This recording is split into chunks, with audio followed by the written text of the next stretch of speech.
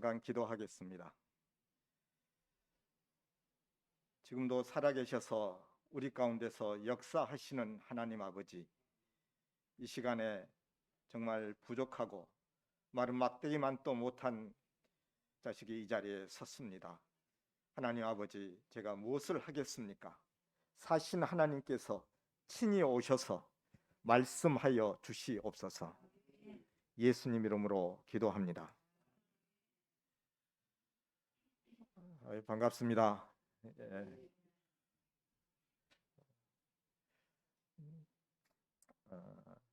우리 김수중 목사님 이렇게 함께 뵈야 되는데 함께 할 수 없어서 참 아쉽습니다.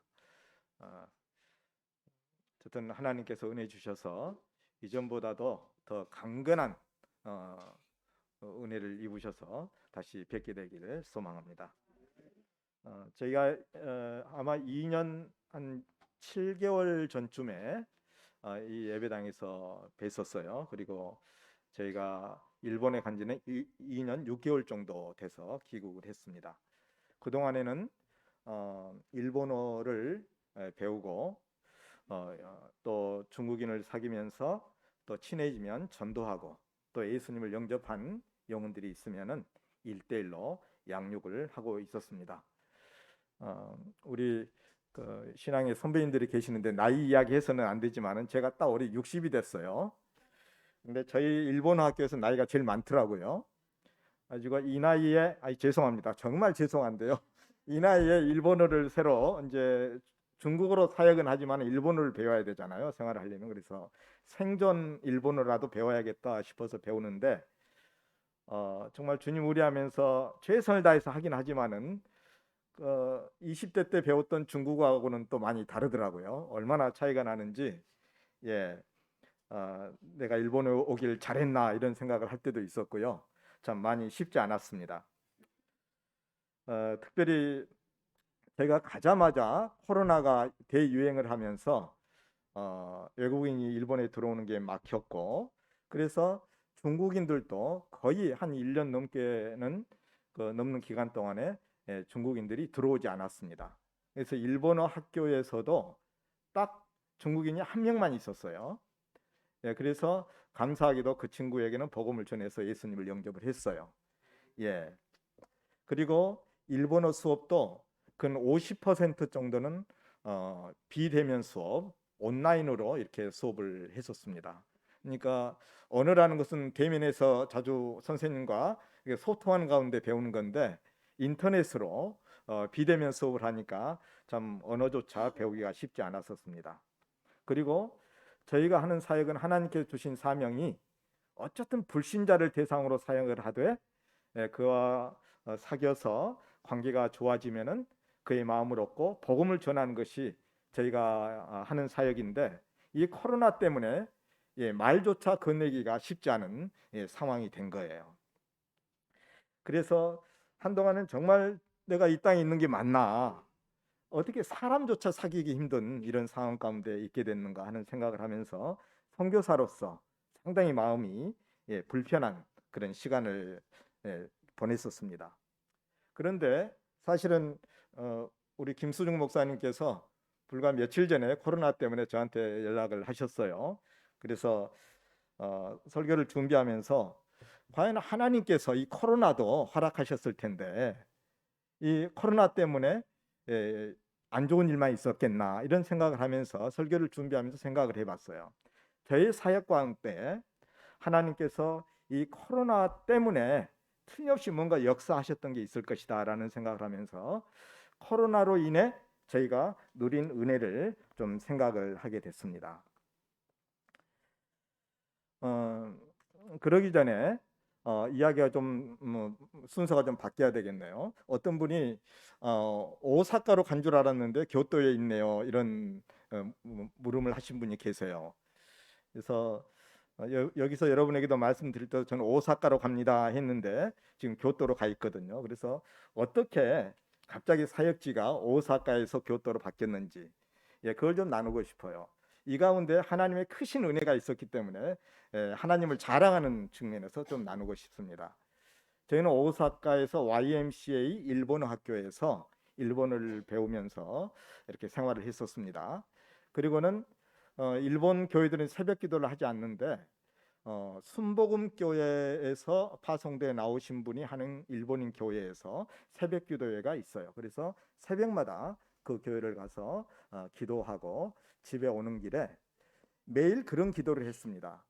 저희가 막 가서 얻은 집이 약 9평 정도 되는 방 한 칸짜리 이런 집이었어요.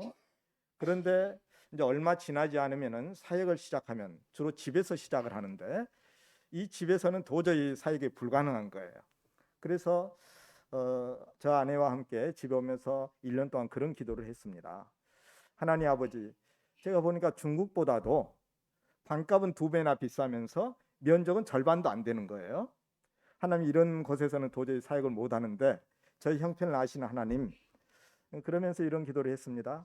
하나님, 살아계신 하나님, 기도하면 들으신다고 약속하신 하나님, 죄송하지만 저희가 사역하기에 충분한 그런 넓이의 크기의 방을 누군가가 이 종교적인 목적으로 사용해 달라고 저에게 간절히 부탁하는 일이 있게 해주세요. 이런 기도를 했습니다. 근데 평소에 저보다 훨씬 더 믿음이 좋은 제 아내가 옆에서 여보 무슨 그런 기도를 하냐고, 오히려 후원자를 더 붙여달라고 기도하는 게 낫지 않겠냐고 이런 이야기를 했어요.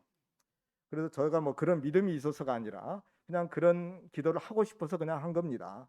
하나님, 정말 누군가가 자기 집을 종교적인 목적을 위해서 사용하게 해달라고 부탁하는 일이 있게 해주십시오 라고 이렇게 기도를 했는데, 저희가 이제 머지않아 사역을 시작할 때쯤 되어서 저희 사는 지역에서 약 7시간 정도 차로 떨어져 있는 곳에 있는 어느 저희 같은 단체의 선교사님이 이 그 교토라는 곳에 왔다고 하면서 잠깐 만나자고 하는 겁니다. 그래서 무슨 일이냐고 했더니 이제 그곳에 찾아갔죠. 그랬더니 약 70세 되는 대만인 어떤 자매와 함께 있었습니다. 그러면서 그 자매가 간곡히 부탁을 하는 겁니다. 성기사님, 제가 하나님의 특별한 감동이 있어서 3달 전에 이 교토대학 근처에 집을 하나 사뒀는데 그 집을 사용해서 복음을 이용해서 그 집을 좀 사용해 주시면 안 되겠습니까? 이런 부탁을 하는 거예요. 예. 그래서 제 마음이, 제가 그런 믿음이 있어서 기도한 건 아니었어요, 사실. 그냥 하나님은 기도하면 들어주신다니까 이 기도 하지 뭐 하고 기도했는데 하나님께서는 그렇게 응답해 주셨어요. 그래서 제가 1년 넘게 기도해 왔기 때문에 교토로 옮기는 것이 하나님의 뜻이 아닐까 이런 제 마음이 있었죠. 그렇지만은 몇 가지 방법을 통해서 다시 확인한 다음에 이제 교토로 이사를 했습니다. 그래서 교토로 사역지를 옮긴 이유는 단순합니다. 하나님께서 그곳에 집을 주셨기 때문에. 그래서 우리 돈으로 치면 한 150만 원에서 200만 원 정도 매달 내야 될 한 40평 가까이 되는 그런 집을 하나님께서 허락하셨습니다. 그래서 우리 중국 친구들 마음껏 드나들면서 놀기도 하고 식사도 하고 그럴 수 있는 공간을 하나님께서 그 비싼 일본에서 무료로 저에게 공급해 주셨어요. 그러면서 저희가 그 교토로 가기 전에 이런 기도를 했었습니다. 하나님, 저희 같은 사람은 여러분 보시다시피 저는 참 약합니다. 저희 부부끼리 뭐 아무리 선한 일이라 할지라도 지속하기가 쉽지 않아요. 뭐 위대한 일이 아니라 말씀을 읽고 기도하고 암송하고 기본적으로 해야 될 일인데도 불구하고 저희는 혼자서 잘 못합니다. 그래서 교토로 가기 전에 그런 기도를 했어요. 이제 청소하기 위해서 그 집을 몇 번 갔었거든요. 그러면서 하나님, 저희가 얼마나 약한지를 아시지 않습니까? 저희가 교토로 가기 전에 정말 어떤 사람을 붙여주셔서 저희와 함께 말씀을 보고 기도하고 또 암송하고 이렇게 성경 공부를 할 그런 사람을 붙여주십시오 라고 기도를 했습니다. 근데 하나님께서는 놀랍게도 제가 이사 가기도 전에 일본에서 박사과정을 공부하고 IT 개통에서 일하는 어느 부부를 만나게 하셨는데 한국인 식당에서 전도를 했는데 예수 그리스도를 영접을 했어요. 그래서 저희가 가기도 전에 하나님께서 그런 사람을 예배해 주셔서 제가 외롭지 않게 함께 저희 자신을 영적으로 함께 격려하면서 생활을 할 수 있도록 해 주셨습니다. 그리고 또 저희 아내가 기도한 게 하나 있었습니다. 여러분 아시다시피 우리 한국 교회든 중국 교회든 어디에서든 남녀 비율이 3대 7 정도 됩니다. 그래서 여성이 많고 남성이 적어요. 그래서 저희 아내가 그런 기도를 하더라고요. 하나님, 이번에 교토 가서 사역을 하는데 적어도 형제가 더 많아지게 해주세요. 형제를 먼저 얻게 해주세요. 이렇게 기도를 했어요. 그래서 저도 그것은 아주 신나는 기도니까 같이 했죠. 그랬는데 그곳에 가서 이제 가까운 외국인들이 가끔 드나든다고 하는 교류센터가 있습니다. 국제 교류센터. 그곳에 가서 이렇게 보니까 어떤 남학생이 앉아 있는 거예요. 그래서 처음 만났는데 일반적으로 저희가는 처음 만났을 때 전도하지 않습니다. 사귀고 관계가 좋아지고 이런 다음에 마음을 얻은 다음에 전도를 하는데 그때는 하나님께서 직접 처음 만나지만 전도하라는 그런 감동을 주셨어요. 그래서 아마 이렇게 몇 분 아실까요? 성이 왕씨입니다. 그래서 그에게 전도를 했는데 그 형제가 처음 복음을 듣고 영접을 했습니다. 형제였습니다. 제가 중국에서 여러 지역을 돌아다니면서 사역을 했는데 형제가 먼저 믿게 된 것은 이번이 처음이었어요. 그리고는 또 몇 영혼들이 이렇게 주님을 믿게 됐는데 또 그러고 난 다음에 한 6개월이 지나도록 제가 열심히 친구를 사귀고 복음을 전하지만은 한 사람도 영접을 안 하는 겁니다. 저희가 어디에서든 이렇게 6개월 동안이나 복음을 영접하지 않은 적은 없었어요. 그 중국에서도. 그래서 참 절망 가운데 있었어요. 근데 기도하던 중에 어느 날 오사카에서 교토로 어떤 중국인이 놀러를 왔습니다. 그래서 그를 만나서 복음을 전했는데 그 영접을 했어요. 그리고 그와 함께 있는 자매도 그 다음 주에 와서 또 영접을 했어요. 참 이렇게 불신, 무신론자들이 주님을 모셔드린다는 것은 사람의 힘으로 할 수 없는 겁니다. 하나님께서 역사하셔야만 되는 것이고 하나님께서 그를 감동 감화시키셔야만 되는 거예요. 그런데 문제는 저희 집에서 그 친구 집까지가 약 2시간 가까이 걸리는 그런 집이었습니다. 거리였어요. 그리고 차비도 적어도 우리나라 돈으로 적어도 15,000원 정도 왕복 이렇게 소비되는 그런 먼 거리였습니다. 이 중국인은 오사카 대학에서 박사 과정을 공부하고 있는 친구였어요. 그리고는 너무 거리가 머니까 그 친구도 믿음이 없기 때문에 저희 지역까지 올 생각을 안 하고 이랬었죠. 그리고 저희도 오란 말도 감히 못 하겠는 거예요. 그리고 한 주가 지났는데 이제 감 믿은 그 영혼을 어떻게 할 수 없다는 것이 너무 마음이 안 좋아서 제 아내에게 여보 우리 한번 그 친구들 사는 곳에 한번 가봅시다 하고 그 지역을 가봤습니다. 정말 멀었어요. 전철을 몇 번 갈아타고 이렇게 거의 2시간 걸려서 그곳에 갔는데 가면서 그런 생각이 드는 겁니다. 혹시라도 이 친구들에게 제안을 해봅시다. 요즘 코로나 시기이기도 하니까 인터넷으로 요즘 줌이라는 게 있는데 인터넷을 통해서 내주는 비대면으로 만나고 한 달에 한 번 정도는 우리가 만나서 양육을 하고 교제하는 게 어떻겠나 이런 제안을 하기로 하고 기도하고 갔어요. 근데 이 친구들이 그 이야기를 했더니 너무 좋아하는 겁니다. 그렇게 해달라고, 그렇게 해줄 수 있겠냐고. 그래서 그 친구들과 지금도 여기 한국에 와서도 그 사역을 계속하고 있습니다. 근데 하나님께서는 그 교토도 아닌 오사카에서 온 그 친구들 때문에 하나님께서 특별한 마음을 저에게 주셨습니다. 그건 뭐였냐면은 제가 중국에 살면서도 중국도 워낙 크기 때문에 내륙에 살면서 이제 연안 지역에 직장이 좋은 곳이 있기 때문에 그쪽으로 많이 이렇게 가버렸어요. 그러면 워낙 거리도 멀고 그 친구들을 방문할 어떤 형편도 안 되기 때문에 그냥 떠나고는 교회 정도 소개하고는 어떻게 돌볼 수가 없었습니다. 그런데 이 친구들과 비대면으로 하게 되면서 하나님께서 그런 생각을 주셨어요. 그동안 내가 복음을 전하고 저에게서 떠나갔던 친구들 방치했던 그들을 이걸로 도울 수 있지 않겠나, 그런 마음을 주셨어요. 그래서 첫 번째로 그 미국에 저희가 1년 동안 안식년으로 있었던 적이 있습니다. 그때 그때 중국인 이제 그 친구는 그 참 재미있게도 일본에서 대학원을 졸업하고 IT 계통에서 미국으로 취업을 해서 온 부부였어요. 그래서 전도를 하고 한 6개월 정도 돕다가 왔는데 간혹 연락이 오는데 여러모로 힘든 이야기를 했었어요. 근데 그 친구들을 도울 생각을 하지 못했었습니다.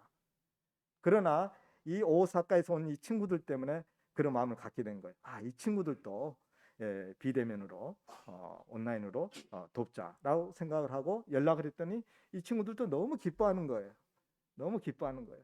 정말 그 반응을 저는 상상하지도 못했습니다. 그리고는 또 어떤 마음을 주셨냐면요. 중국에 많이 떨어져 있는 그동안 연락을 하지 않았던 저희가 개척했던 교회에 있는 친구들은 괜찮아요. 근데 그곳을 떠났던 친구들에게 이제 연락을 할 마음을 주셨어요.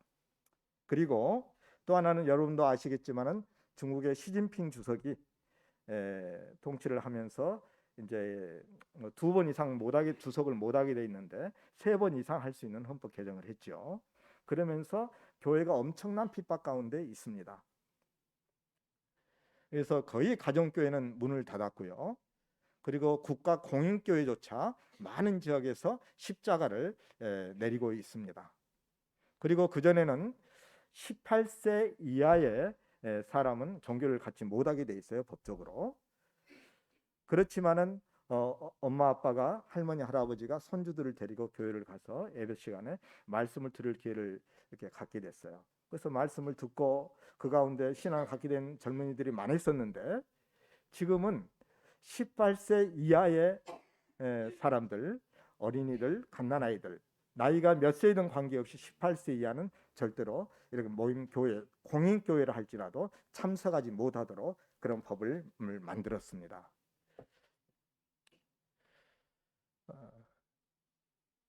참 그러다 보니까 일본에서 그 결과를 보게 됐어요. 사실은 일본이 하나님을 잘 믿지 않는 나라잖아요. 그래서 복음화율이 1%밖에 되지 않습니다. 그런데 중국에서 일본에 와 있는 중국인 중에 복음화율은 0.25%밖에 되지 않습니다. 중국이 5%에서 10% 정도 기독교인이 된다고 했었는데 젊은이들 가운데 주님을 믿는 비율이 0.25%밖에 안 되는 거예요. 이것은 다른 게 아니라 수년 전부터 중국 정부에서 젊은 애들은 교회조차 엄마 아빠를 따라서 어린아이들조차 참여할 수 없도록 한 정책의 결과라고 보여집니다. 그래서 그동안 관계를 해왔던 문 닫은 신학교들이 생각이 났습니다. 그래서 그들에게 연락을 해서 줌으로라도 온라인으로라도 도울 생각을 하고 있습니다. 이 같은 것들을 보면서 하나님께서는 코로나 시국에 오히려 더 넓게 시공간을 초월해서 사역할 수 있는 길을 열고 계셨습니다. 예.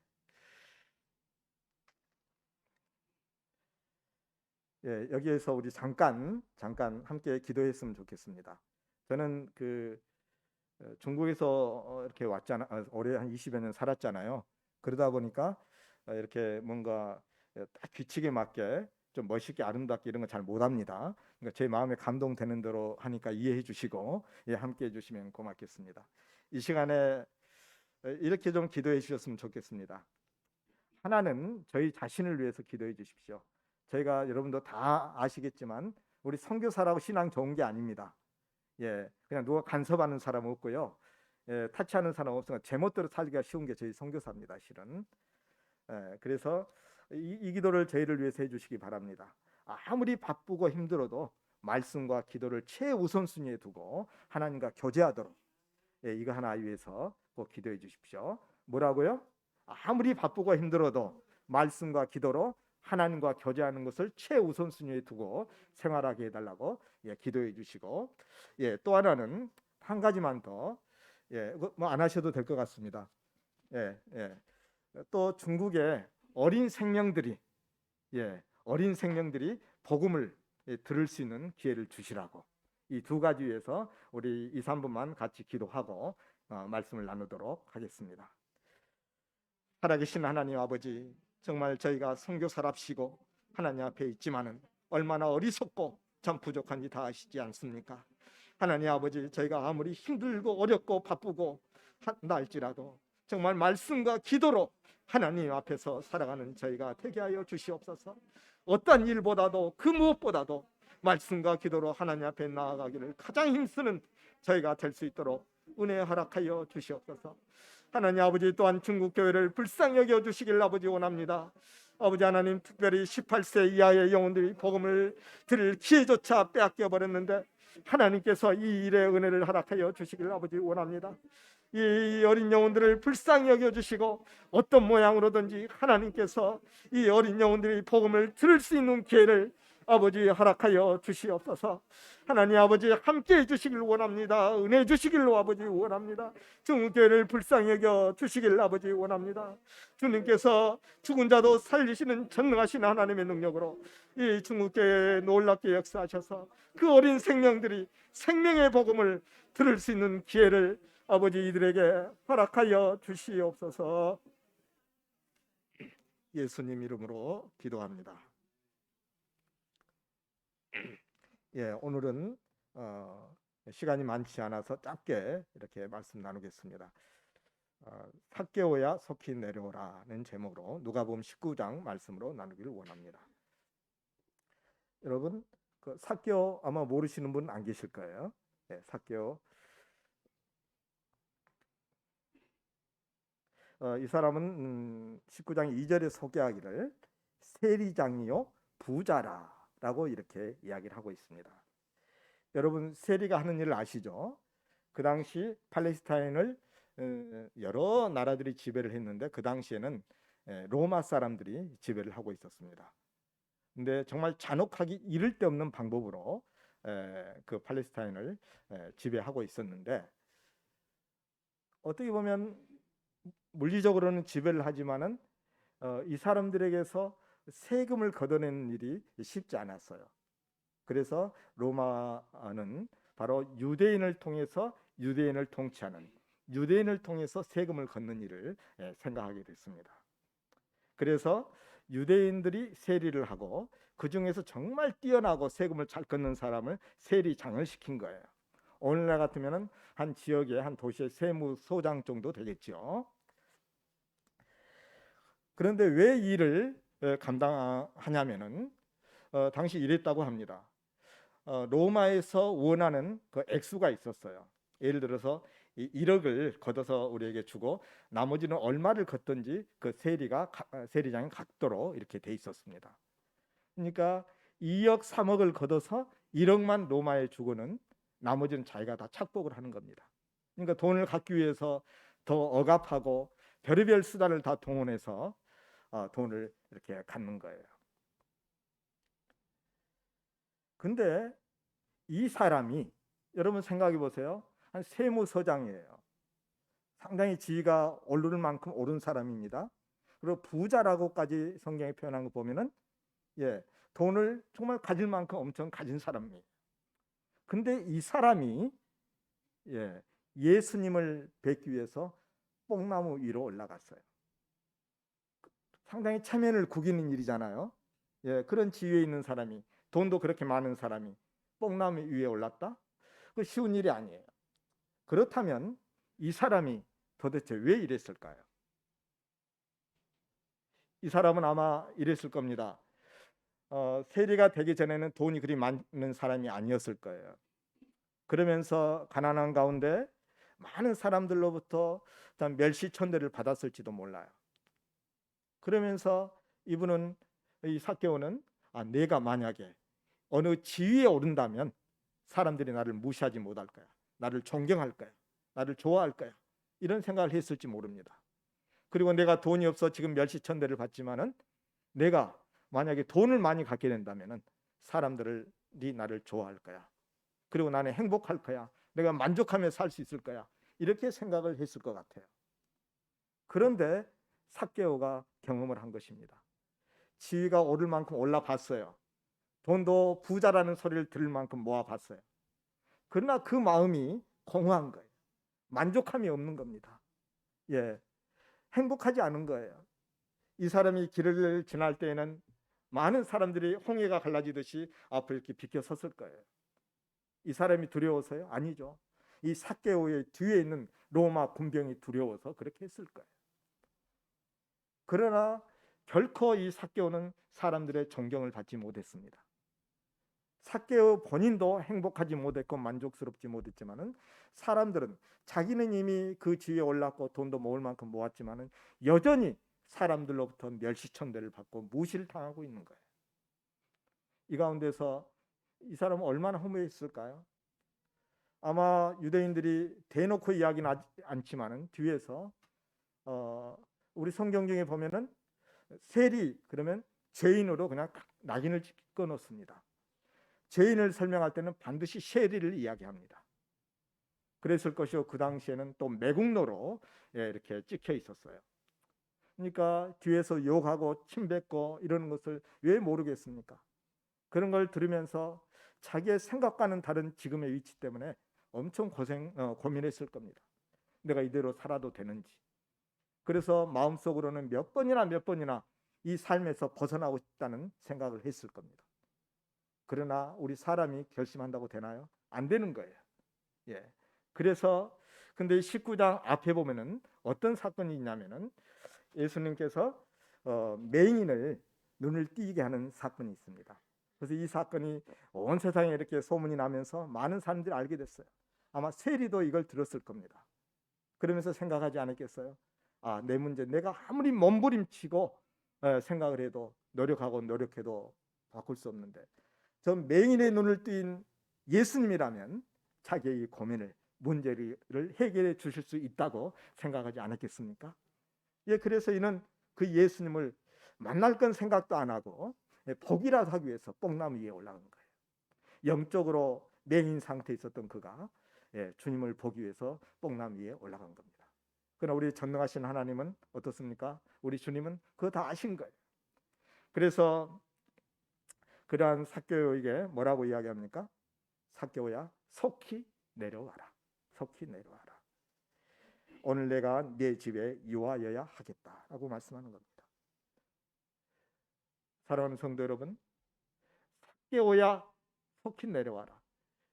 제 마음은 이 시간에 우리 주님께서 여러분 각자의 이름을 부르시면서 누구누구야, 속히 내려와라. 이런 음성으로 들으셨으면 좋겠어요.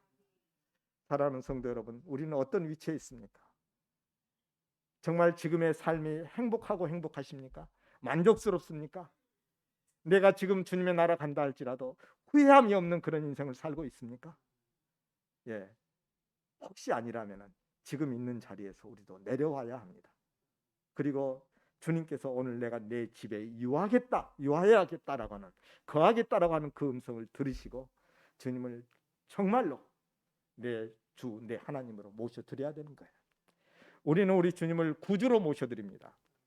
구주와 주는 좀 다릅니다. 구주는 내 문제를 해결해 주는 분이에요.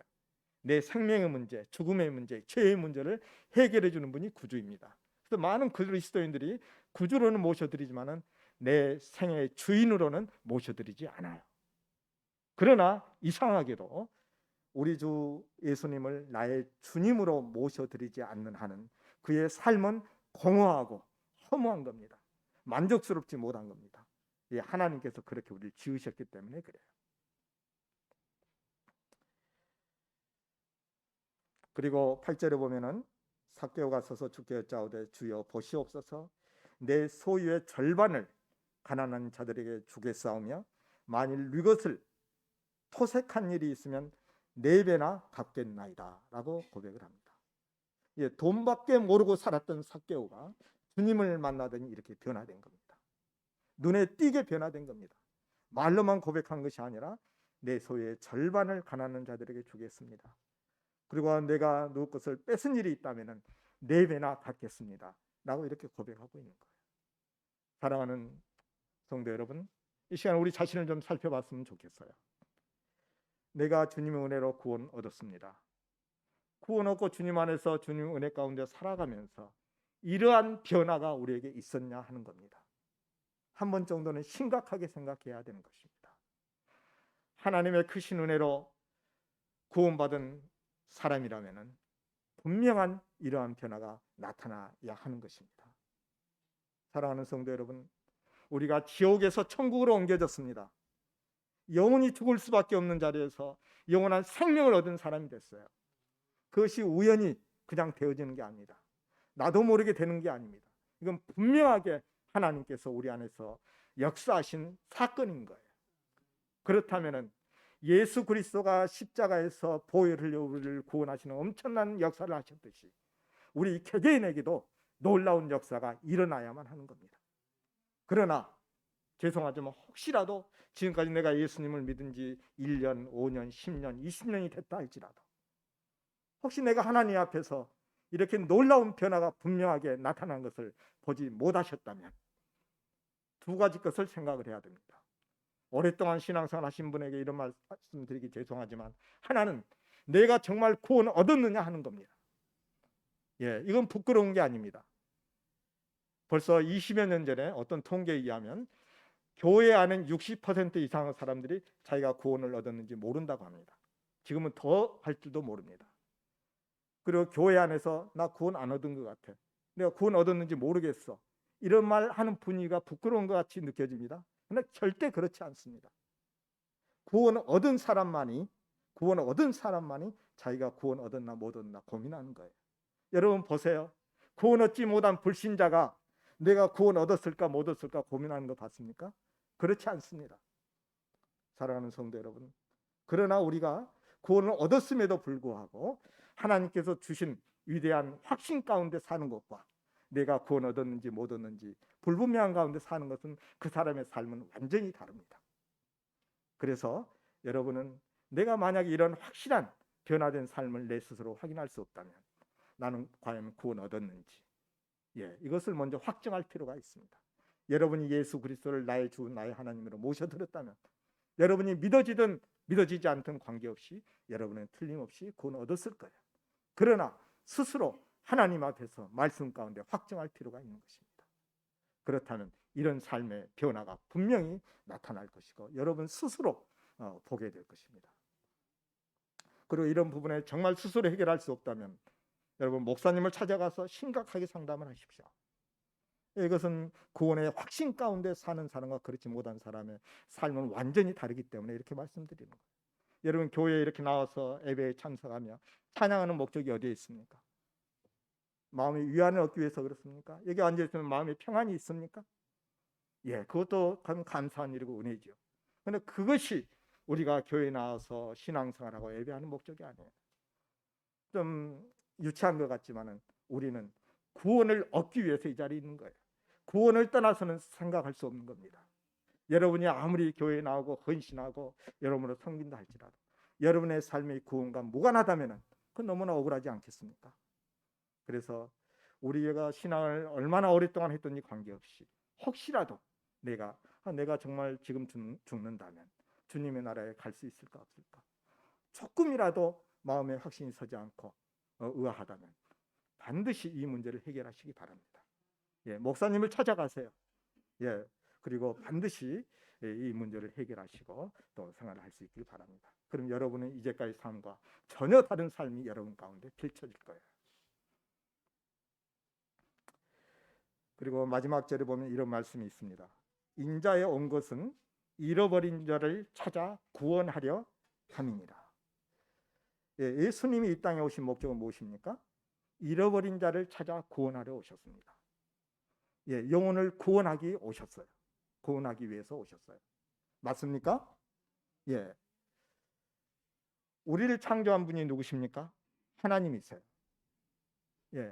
하나님은 우리를 창조하실 때 하나 아주 중요한 것을 우리의 심령 가운데 새겨주셨는데 그게 뭐냐면은 우리는 바로 영혼 구원을 위해서 하나님께서 우리 각 개인에게 주신 그 인생의 목적대로 살아야만 만족하고 행복하도록 지으셨어요.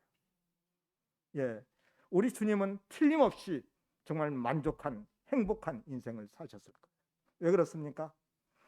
그의 삶의 목적이, 이 땅에 오신 목적이 잃어버린 자를 찾아 구원하기 위해서 오셨기 때문에, 그 일을 위해 사셨기 때문에 우리도 마찬가지인 것입니다.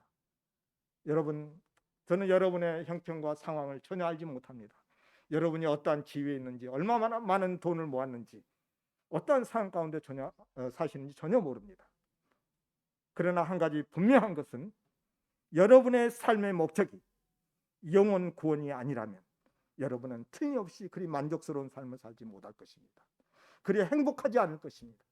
여러분이 얼마나 높은 지위에 있든지, 얼마나 많은 돈을 모았든지 관계없이 여러분은 만족스럽지 못할 것입니다. 왜 그렇습니까? 우리를 창조하신 하나님께서 우리가 영혼 구원을 위해서, 천하보다 귀한 영혼들을 구원하는 일 위해서 살아야만 만족스럽도록 행복하도록 우리를 지으셨기 때문입니다. 사랑하는 성도 여러분, 우리의 인생은 짧지 않습니까?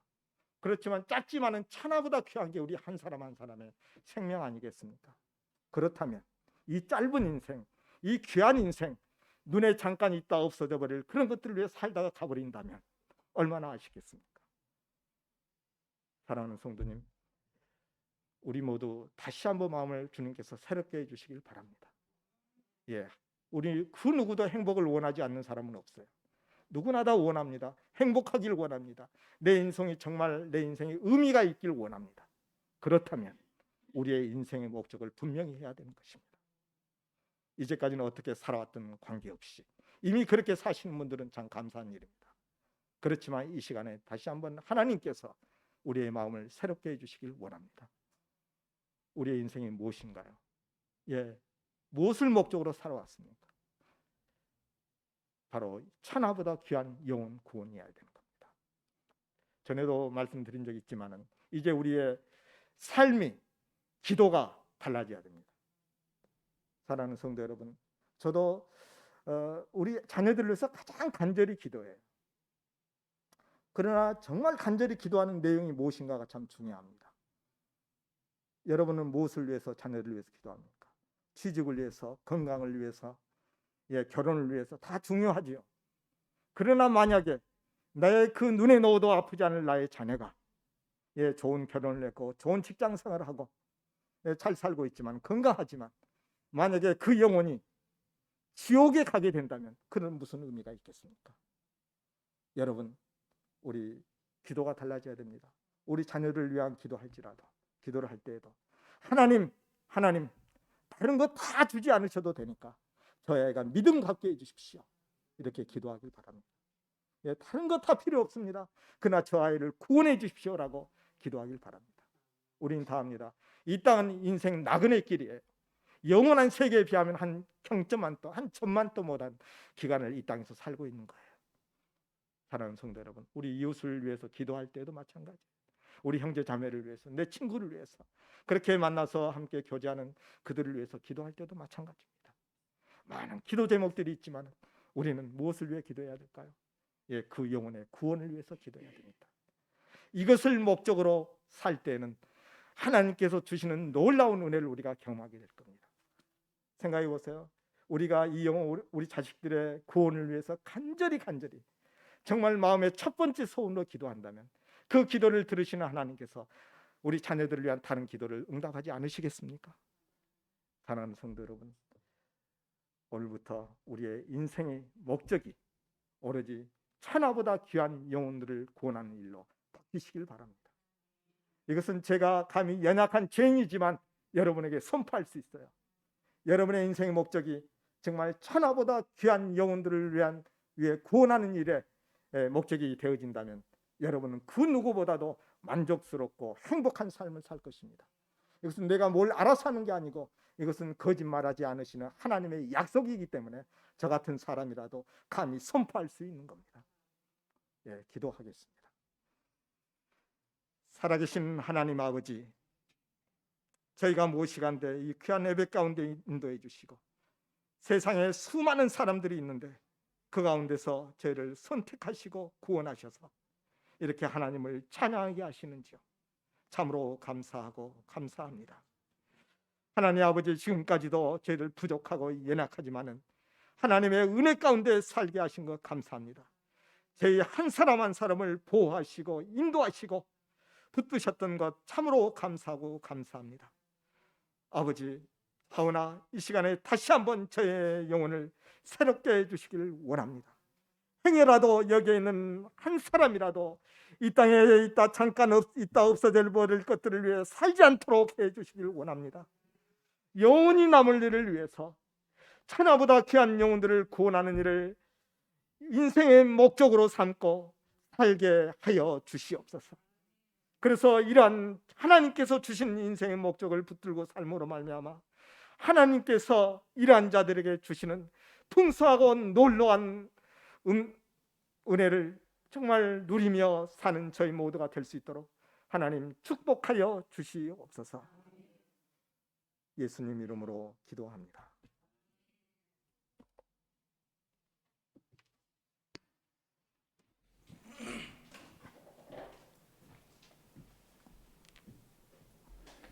우리 김동식 선교사님 선교